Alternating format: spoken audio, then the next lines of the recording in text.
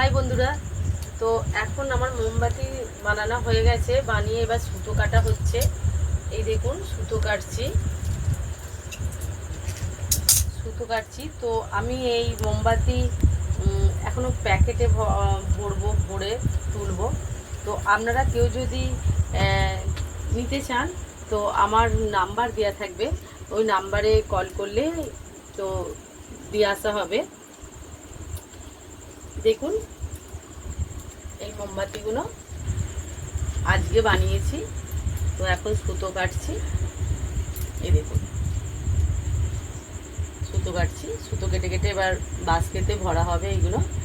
তো কেউ যদি মানে পাইকারিভাবে নিতে চান তো আমার নাম্বার নিচে দেওয়া থাকবে, তো ফোন করবেন, যেখানে বলবেন দিয়ে আসা হবে।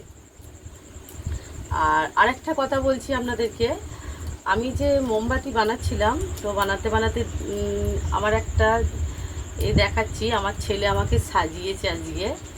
তো মুখেতে সাজায় নে, তো আমার খোঁপাতে দেখুন কি করেছে। এই দেখুন কখন খোঁপাতে লাগিয়ে দিয়ে গেছে আমি জানি না।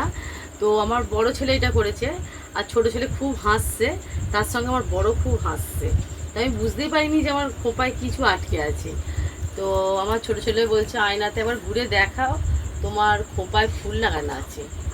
তারপরে ঘুরে দেখি নাকি খোঁপায় এটা কি লাগিয়ে রেখেছে। আমার বড় ছেলে এরমভাবে আমাকে সাজিয়েছে আজকে। তো কেমন লাগছে বা আমি কিভাবে মোমবাতি করেছি তো আপনাদেরকে দেখাবো। আমি ছাঁচটা আপনাদেরকে দেখাইনি, সেটাও আমি দেখাবো।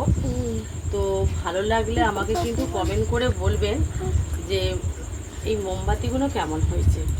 এই দেখুন আমি আরও ডিজাইনের মোমবাতি করি, তো এই মোমবাতিগুলো আপনাদেরকে আমি দেখানো হয়নি। তো ডিজাইনের মোমবাতিগুলো আপনাদেরকে দেখিয়েছি, এই মোমবাতিগুলো দেখানো হয়নি।